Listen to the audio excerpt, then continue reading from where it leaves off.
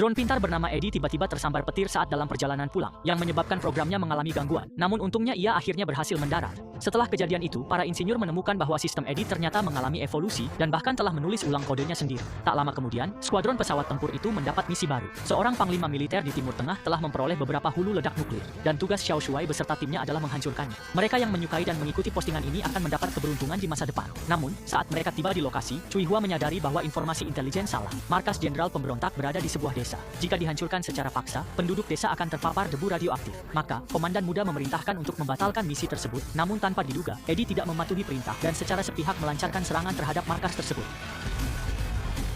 Kelompok bersenjata itu langsung melancarkan serangan balasan, sehingga Xiao Shuai dan kawan-kawan hanya bisa mengikuti untuk melindungi Eddie. Lalu dengan satu tembakan yang tepat sasaran, mereka langsung menghancurkan hulu ledak nuklir itu. Namun, debu radiasi menyebar ke seluruh desa, membuat penduduk desa yang tak bersalah kebingungan. Ini benar-benar bukan perbuatan manusia. Xiao Shuai dengan marah menuduh Eddie telah melanggar perintahnya. Namun, Eddie menjawab, "Itu semua aku pelajari darimu," yang membuat Xiao Shuai kehabisan kata-kata. Eddie kemudian mengatakan akan menjalankan misi berikutnya, lalu keluar dari formasi dan terbang pergi.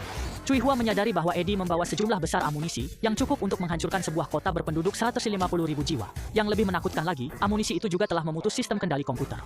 Kolonel segera memerintahkan agar Eddie harus dihentikan. Xiao Shuai dan dua orang lainnya langsung mengejarnya dan jika perlu, boleh menembak jatuh pesawatnya. Tak lama kemudian, mereka tiba di daerah pegunungan. Lao Hei berusaha meyakinkannya selama berjam-jam, namun Eddie mengabaikannya, lalu mempercepat laju dan pergi. Melihat pesawat itu akan segera memasuki wilayah udara negara tetangga, dalam kepanikan, Lao Hei meluncurkan sebuah rudal. Sayangnya, rudut itu berhasil dihindari oleh Eddie. Sementara itu, Lao Hei, karena terbang terlalu dekat sehingga pandangannya terhalang, pesawat tempurnya menabrak gunung secara langsung dan langsung hancur berkeping-keping.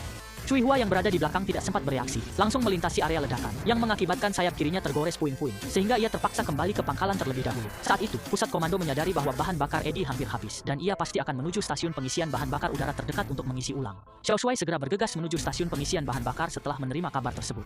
Saat itu, Eddie tiba di stasiun pengisian bahan bakar udara, namun pusat komando telah mengubah kode sandi, sehingga ia tidak dapat mengisi bahan bakar. Akibatnya, ia mengacaukan selang bahan bakar dan memaksakan diri untuk mengisi bahan bakar. Saat Xiao Shuai tiba, bahan bakar yang bocor membentuk lingkaran di udara. Tepat saat Xiao Shuai sedang mengisi bahan bakar, Eddie tiba-tiba muncul dan menggunakan nyala api dari ekor pesawat tempurnya untuk membakar bahan bakar tersebut. Dalam sekejap, sebuah ledakan raksasa meledak di udara.